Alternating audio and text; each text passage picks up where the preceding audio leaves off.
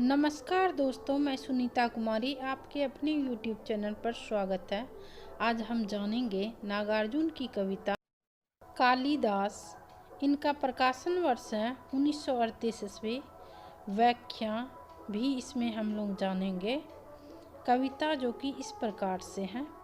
कालिदास कालिदास सच बतलाना, इंदुमती की मृत्यु शोक से अज रोया या तुम रोए थे। कालिदास सच बतलाना, शिव जी की तीसरी आंख से निकली हुई महाज्वाला में घृत मिश्रित सूखी समाधि सम। कामदेव जब भस्म हो गया, रति कर क्रंदन सुन आंसू से तुमने ही तो दृग धोए थे। कालिदास सच बतलाना, रति रोई या तुम रोए थे। वर्षा ऋतु की स्कंद भूमिका, प्रथम दिवस आषाढ़ मास का। देख गगन में श्याम घन घटा। विधुर यक्ष का मन जब उचटा, खरे खरे तब हाथ जोड़कर चित्रकूट के सुभग शिखर पर उस बेचारे ने भेजा था। जिनके ही द्वारा संदेशा उन पुरस्कारावर्त मेघों का साथी बनकर उड़ने वाले। कालिदास सच बतलाना, पर पीरा से पूर पूर हो, थक थक कर और चूर चूर हो। अमल धवल गिरी के शिखरों पर प्रियवर तुम कब तक सोए थे। रोया यक्ष के तुम सोए थे। कालिदास सच बतलाना। नागार्जुन की कविता कालिदास की व्याख्या जो कि इस प्रकार से है। कालिदास कविता का प्रथम अनुच्छेद रघुवीर महाकाव्य के प्रसंग पर आधारित है। इस महाकाव्य में कालिदास ने महाराज अज के पत्नी के निधन पर प्रकट विलाप को मार्मिक अभिव्यक्ति दी है। नागार्जुन कालिदास से पूछते हैं, कहने का भाव यह है कि रघुकुल के महाराज अज का अपनी पत्नी के मृत्यु शोक में जिस तरह के विलाप का चित्रण आपने किया है, वास्तव में वह आज विलाप था या फिर उसके दुख तुमने ही अपने भीतर धारण कर लिया।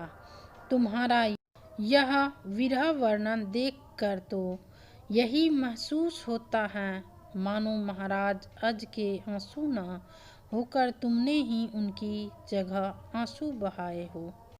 नागार्जुन ने इस कविता के दूसरे अनुच्छेद में कालिदास के महाकाव्य कुमार संभव का प्रसंग उद्धृत किया है। प्रसंग है कि असुरों के वध हेतु शिव जी के पुत्र की आवश्यकता थी। सती के दाह के पश्चात शिव वैरागी होकर समाधि में लीन थे, अतः सभी देवताओं ने शिव की समाधि तोड़ने और उनमें काम भावना जगाने हेतु प्रेम के देवता कामदेव को शिव के पास भेजा। कामदेव ने शिव की तपस्या तो भंग कर डाली, परंतु स्वयं उनके क्रोध के पात्र बन गए।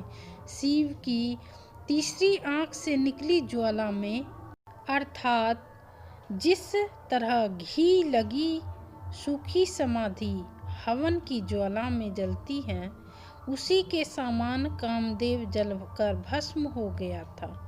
नागार्जुन कालिदास से प्रश्न करते हैं कि कामदेव के भस्म होने पर उनकी पत्नी रति का करुण क्रंदन सुनकर क्या तुमने भी आंसुओं से अपनी आंखें नहीं धोई थी।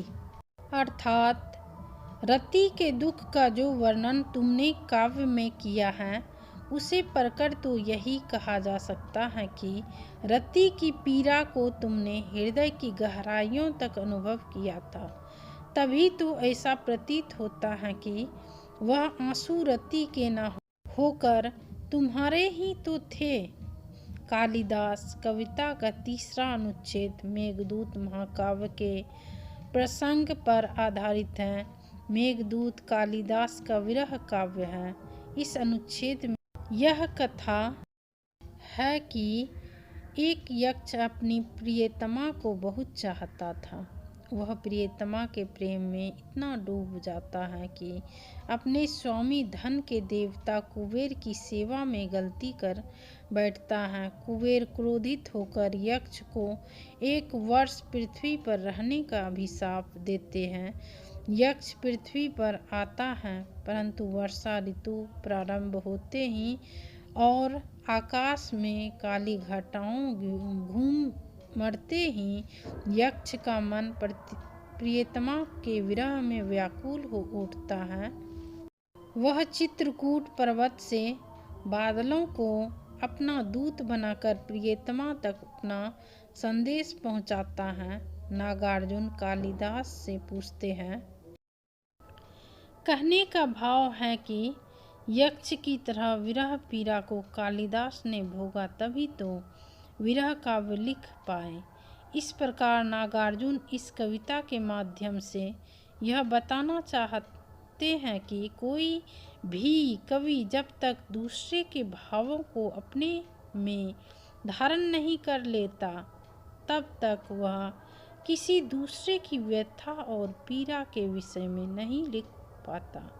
नागार्जुन की यह कविता सुमित्रानंदन पंत की पंक्तियों की सार्थकता सिद्ध करती है। दोस्तों, मेरा वीडियो आप लोगों को अच्छा लगता हो तो मेरे वीडियो को प्लीज़ लाइक, सब्सक्राइब, अपने दोस्तों के बीच शेयर, बेल आइकन दबा दें ताकि मैं इसी तरह का वीडियो आप लोगों के लिए लाती रहूं। धन्यवाद।